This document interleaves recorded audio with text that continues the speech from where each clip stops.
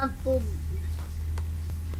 Bismillahirrahmanirrahim. Assalamualaikum warahmatullahi wabarakatuh.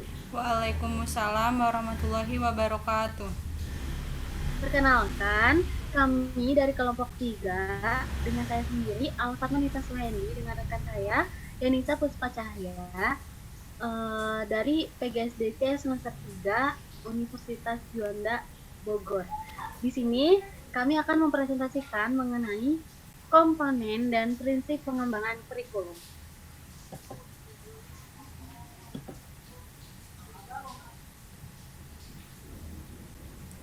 Komponen-komponen kurikulum dan juga prinsip-prinsip kurikulum.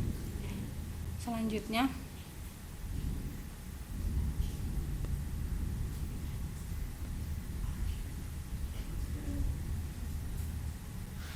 komponen-komponen kurikulum.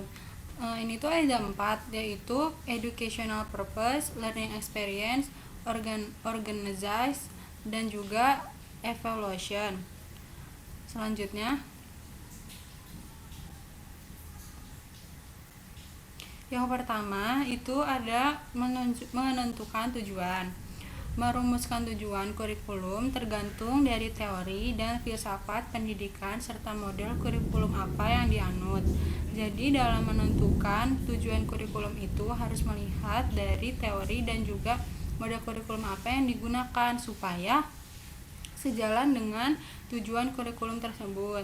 Terus yang kedua, Taylor juga merekomendasikan bahwa perencanaan kurikulum agar mengidentifikasikan tujuan umum atau tentatif general object dengan mengumpulkan dari 3 sumber, yaitu kebutuhan peserta didik, masyarakat, dan juga subject matter. Dan juga dalam menentukan tujuan kurikulum ini itu mau seperti apa bentuk dan juga model kurikulumnya itu pada dasarnya harus mempertimbangkan sumbernya untuk kepentingan individu dan juga masyarakat tersebut. Slide selanjutnya. Yang kedua ada menentukan pengalaman belajar. Pengalaman atau pengalaman belajar adalah segala aktivitas siswa dalam berinteraksi dalam lingkungan. Terus di sini juga ada prinsip-prinsip dalam mengembangkan pengalaman belajar siswa. Itu ada 4, yaitu pengalaman siswa harus sesuai dengan tujuan yang ingin dicapai. Jadi di sini itu siswa itu harus sesuai dengan apa yang sudah dibentuk oleh guru. Jadi guru itu sebelumnya sudah menentukan dan juga sudah merancang kegiatan-kegiatan proses pembelajaran supaya siswanya itu bisa mencapai target atau tujuan yang ingin dicapai oleh guru tersebut. Lalu yang kedua ada pengalaman belajar, itu harus memuaskan siswa. Jadi di sini itu dalam proses pembelajaran siswa itu harus merasa puas dengan dalam suatu proses pembelajaran sampai si siswa itu paham betul dengan materi-materi atau pembelajaran yang telah diberikan. Yang ketiga, itu ada rancangan pengalaman belajar harus melibatkan siswa. Di sini tuh kan belajar proses pengalaman belajar siswa. Jadi harus melibatkan siswa. Kalau misalkan tidak melibatkan siswa, berarti sama aja siswa itu tidak masuk atau tidak ikut dalam proses pembelajaran tersebut. Yang keempat itu ada mungkin dalam suatu pengalaman belajar ada dapat mencapai tujuan yang berbeda. Jadi dalam yang keempat ini itu ada kalanya nggak sesuai dengan yang harusnya dituju, bisa melenceng dari yang ingin dicapai gitu. Bisa aja tuh dalam suatu pembelajaran si gurunya itu udah ngasih materi A, tapi si siswanya itu tuh bisa aja nggak paham, jadi belum mencapai target dan juga tujuan yang mau dicapai dari si guru tersebut. Yang slide selanjutnya. Yang ketiga ada mengorganisasi pengalaman belajar. Pengorganisasian yang jelas dan memberikan arah bagi pelaksanaan proses pembelajaran sehingga menjadi pengalaman belajar yang nyata pada siswa. Di sini ada dua jenis pengorganisasian pengalaman belajar. Yang pertama itu ada pengorganisasian secara vertikal. Pengorganisasian ini itu apabila menghubungkan pengalaman belajar dalam satu kajian yang sama dalam tingkat yang berbeda. Contohnya itu seperti kita belajar matematika perpecahan itu pada kelas 4 dan juga belajar matematika perpecahan di kelas 5. Itu kajiannya kan sama, belajar matematika perpecahan, tapi tingkatannya berbeda, ada di kelas 4 dan juga di kelas 5. Terus mungkin seperti itu. Terus yang kedua itu hubungan horizontal antara pengalaman belajar yang satu dengan yang lain itu saling mengisi atau memberikan penguatan. Contohnya itu kalau misalnya kita belajar geografi, habis itu kita belajar geografi dihubungkan dengan pembelajaran sejarah, tapi di hubungan horizontal ini itu tingkatannya sama, beda sama di pengorganisasian vertikal. Jadi kajiannya itu saling menghubungkan atau saling mengisi dan tingkatannya itu sama, misalnya sama-sama di kelas 5 atau sama-sama di kelas 6. Mungkin seperti itu. Slide selanjutnya. Yang keempat ada evaluasi. Evaluasi ini memegang peranan yang cukup penting. Sebab dengan evaluasi dapat ditentukan apakah kurikulum yang digunakan sudah sesuai tujuan dengan yang ingin dicapai sekolah atau belum. Ada dua aspek yang dapat diperhatikan sehubungan dengan evaluasi. Yang pertama itu ada evaluasi harus menilai apakah telah terjadi perubahan tingkah laku siswa dengan tujuan pendidikan yang telah dirumuskan. Yang kedua itu ada evaluasi sebaiknya menggunakan lebih dari satu alat penilaian dalam suatu waktu tertentu. Jadi mode evaluasinya itu harus bervariasi gitu, enggak cuman itu aja supaya bisa lebih efektif. Mungkin seperti itu. Dan materi selanjutnya atau pembahasan selanjutnya akan dibahas oleh teman saya Al-Fatma Nisa Suhendi. Terima kasih. Baik, terima kasih Denisa.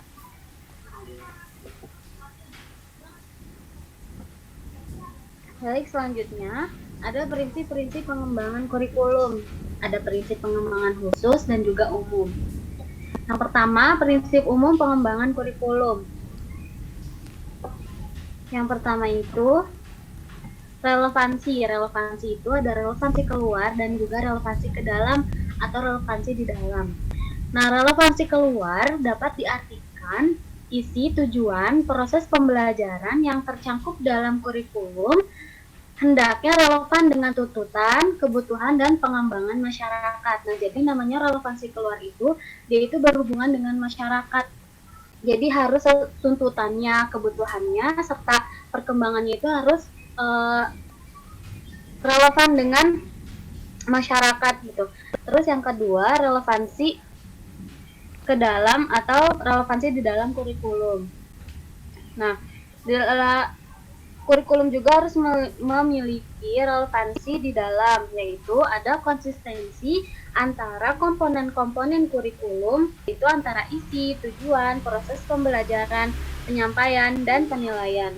Relevansi internal ini menunjukkan suatu keterpaduan kurikulum. Nah, jadi relevansi ke dalam ini atau relevansi di dalam kurikulum itu harus ada konsistensi antara komponen-komponen kurikulum. Nah, si komponen-komponen kurikulum itu yang tadi, isi, tujuan, proses pembelajaran, penyampaian, dan penilaian. Yang kedua, fleksibilitas. Fleksibilitas memiliki sifat lentur atau fleksibel. Nah, kurikulum itu mempersiapkan anak di masa ini dan di masa yang akan datang, di hari ini dan hari nanti, di sini dan di tempat lain, bagi anak yang memiliki latar belakang dan kemampuan yang berbeda. Jadi dari anak yang latar belakang bagaimanapun kemampuannya itu bagaimana, tapi mereka itu harus bisa mempersiapkan dirinya untuk hari ini dan nanti dimanapun dan kapanpun mereka itu berada. Nah, terus suatu kurikulum yang baik adalah kurikulum yang berisi hal-hal yang solid, tetapi dalam pelaksanaannya memungkinkan terjadi penyesuaian-penyesuaian berdasarkan kondisi daerah, waktu maupun kemampuan dan latar belakang. Nah, jadi yang penting sih tujuannya itu tuh harus uh, mempersiapkan kehidupan sekarang dan yang akan datang, tetapi disesuaikan lagi di daerahnya masing-masing. Dilihat lagi kondisi daerahnya, terus waktu maupun kemampuannya serta latar belakangnya. Dan yang ketiga, kontinuitas perkembangan dan proses pembelajaran berlangsung secara berkesinambungan, tidak terputus-putus atau terhenti-henti. Oleh karena itu, pengalaman-pengalaman yang disediakan kurikulum hendaknya berkesinambungan antara jenjang ke jenjang, kelas ke kelas. Nah, terus perkembangan kurikulum perlu dilakukan serempak bersama-sama, perlu selalu ada komunikasi dan kerjasama antara para pengembang kurikulum, pendidikan dasar dengan pendidikan menengah dan juga pendidikan tinggi. Jadi dia itu harus berkesinambungan antara jenjang dari SD ke SMP, dari kelas 1 ke kelas 2. Jadi pelajaran yang sudah dipelajari di kelas 1 nanti itu akan ada lagi di kelas 2 yang nantinya akan ditambah porsinya itu di kelas 2 itu, tapi mereka itu tetap berkesinambungan gitu. Selanjutnya, praktis. Betapapun bagus dan idealnya suatu kurikulum, kalau menurut keahlian dan peralatan yang sangat khusus dan mahal pula biayanya, maka kurikulum dan pendidikan selalu dilaksanakan dalam keterbatasan, baik keterbatasan waktu, biaya, alat, maupun personalia. Jadi kurikulum itu nggak usah mahal, terus nggak usah yang terlalu khusus, yang penting dia itu praktis, ideal, bisa dilakukan untuk semua kalangan, bisa dilakukan untuk semua wilayah gitu. Terus yang kelima, efektivitas. Efektivitas dalam suatu kegiatan berkenaan dengan sejauh mana yang direncanakan dapat terlaksana. Nah, efektivitas kegiatan belajar subjek didik dilakukan dengan memilih jenis-jenis metode dan alat yang paling ampuh dalam mencapai tujuan yang diinginkan. Jadi efektivitas kegiatan belajar ini tuh bagaimana metodenya, alatnya bagaimana yang paling ampuh untuk mencapai tujuan yang diinginkan, barulah mencapai efektivitas dalam belajar. Yang selanjutnya, prinsip khusus pengembangan kurikulum. Yang pertama, prinsip yang berkenaan dengan tujuan dari pendidikan.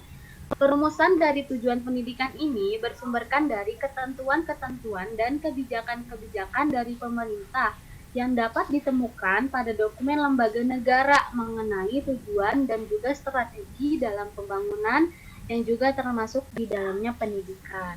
Nah, jadi di sini tujuan pendidikan itu sudah ada di dokumen lembaga negara. Nah, tetapi si tujuannya itu bisa lagi gitu diatur oleh lembaga si sekolahnya itu. Jadi mungkin tujuan umumnya itu kan mencerdaskan kehidupan bangsa. Nah, nanti si gurunya itu tujuannya gimana nih, si anak itu harus menguasai materi ini kayak gitu. Jadi tujuan yang umumnya sudah ada di dokumen lembaga negara. Tapi tujuan khusus itu ada lagi di setiap lembaga pendidikannya itu, di setiap sekolah-sekolahnya itu. Terus yang kedua, prinsip yang berkenaan dengan pemilihan isi pendidikan. Memilih isi pendidikan harus sesuai dengan kebutuhan pendidikan yang telah ditentukan oleh para perencana kurikulum yang memerlukan pertimbangan beberapa hal. Nah, jadi memilih isi pendidikan itu harus sesuai dengan kebutuhan pendidikan. Terus yang sudah ditentukan oleh para perencana kurikulum. Nggak bisa tuh sembarangan orang nentuin, udah sekolah ini pakai kurikulum ini aja, kayak gitu, nggak bisa. Nah, hal-hal yang harus dipertimbangkan itu yang pertama, memerlukan penjabaran tujuan dari pendidikan dan pengajaran ke dalam bentuk perbuatan hasil belajar yang khusus dan sederhana. Nah, jadi dijabarin dulu tuh tujuan dari pendidikan dan pengajarannya ke dalam bentuk perbuatan hasil belajar. Jadi lihat gimana hasil belajarnya, harus khusus dan sederhana. Terus yang kedua, isi bahan pelajaran harus meliputi segi pengetahuan, sikap, dan keterampilan gitu. Pasti ya sekarang udah melihat, udah mencakup tiga ini lagi tuh, pengetahuan, sikap, dan keterampilan. Terus yang ketiga, unit-unit kurikulum harus disusun dalam urutan yang logis dan sistematis gitu.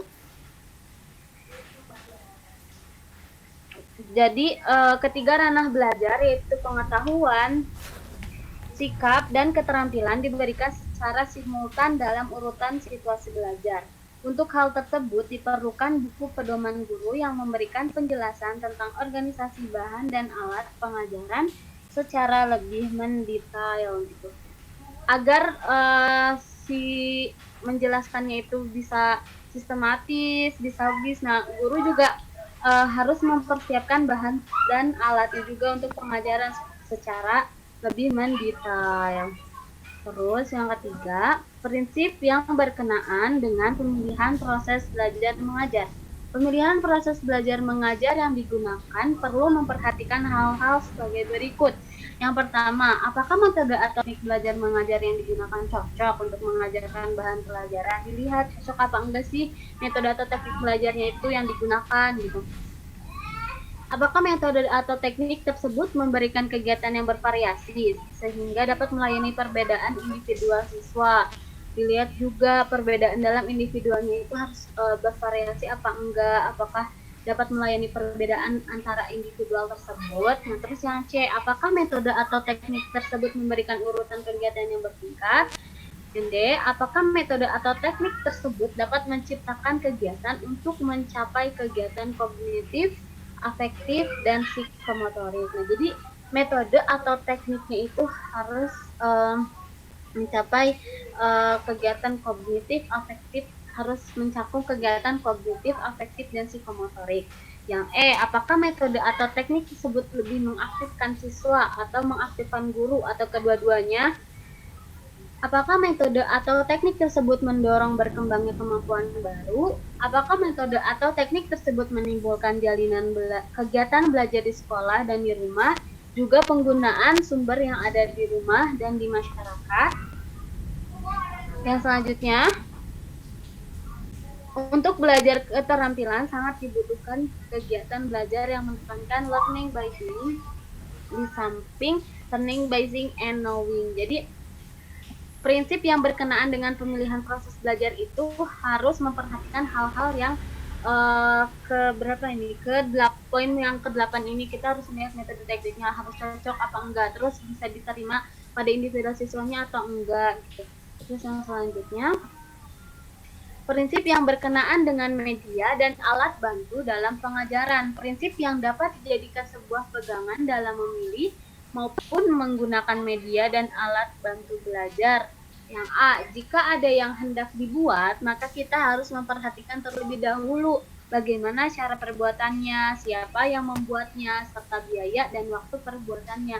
Jadi semua ini harus kita konsep, kita rencanakan dari awal. Gak bisa tuh kita ngajar terus langsung ayo kita buat pesawat terbang, tapi kitanya nggak ngasih tahu caranya gimana, terus kita nggak ngebiayain mereka gitu, terus kita nggak nentuin waktunya gitu.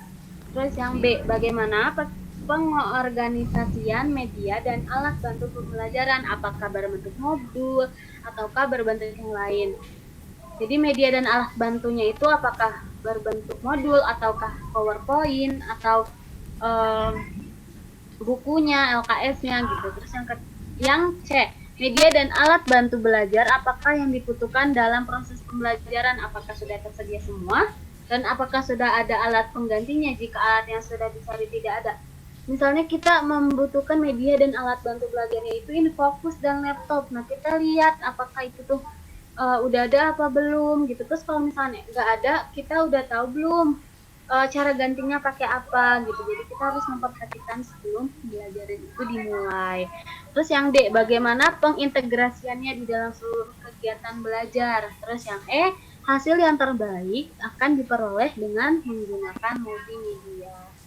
Yang kelima, prinsip yang berkenaan dengan evaluasi. Evaluasi adalah bagian yang tidak terpisahkan dari suatu pembelajaran ya. Jadi di setiap pembelajaran, di setiap selesai sebuah pembelajaran pasti selalu ada evaluasi. Maka dari itu, di dalam pengembangan kurikulum ini haruslah memperhatikan prinsip-prinsip evaluasi. Gitu. Jadi evaluasi itu kan sebuah penilaian, kekurangannya apa di dalam pembelajaran tersebut, gitu yang nantinya kedepannya itu kita bisa perbaiki dan menjadi lebih baik lagi. Terima kasih. Mungkin bisa disimpulkan ya, Denisa. Sebentar ya.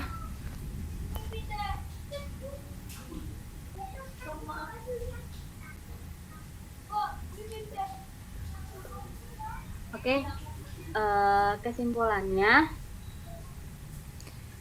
jadi sistem terhadap kurikulum artinya kurikulum itu dipandang memiliki sejumlah komponen-komponen yang saling berhubungan sebagai kesatuan yang bulat untuk mencapai tujuan. Dalam komponen kurikulum ada hal yang perlu diperhatikan dan dipertimbangkan, yaitu A. Tujuan yang ingin tercapai. B. Materi yang perlu disiapkan untuk mencapai tujuan. C. Susunan materi atau pengalaman belajar. Dan D. Evaluasi apakah tujuan yang ditetapkan tercapai. Itu menurut Taylor 1949. Nah, prinsip tersebut mempunyai tujuan agar kurikulum yang didesain atau dihasilkan sesuai dengan permintaan semua pihak, yakni anak didik, orang tua, masyarakat, dan bangsa. Sumber prinsip perkembangan kurikulum terdiri dari data empiris, data eksperimen, cerita atau legenda yang hidup di masyarakat, akal sehat. Dengan hal ini, prinsip dalam perkembangan kurikulum dapat dikelompokkan menjadi dua pokok utama, yaitu prinsip umum yang terdiri dari prinsip relevan, prinsip fleksibilitas, kontinuitas, praktis, dan prinsip efektif. Prinsip khusus terdiri dari prinsip berkenaan dengan tujuan pendidikan, prinsip berkenaan dengan pemilihan isi pendidikan, prinsip berkenaan dengan pemilihan proses belajar mengajar, prinsip berkenaan dengan pemilihan media dan alat pengajaran, dan prinsip berkenaan dengan pemilihan kegiatan penilaian. Sudah? Mungkin itu saja yang dijelaskan oleh kami berdua. Kami mohon maaf atas kekurangannya. Billahi taufiq wal hidayah. Wassalamualaikum Warahmatullahi wabarakatuh. Terima kasih. warahmatullahi wabarakatuh.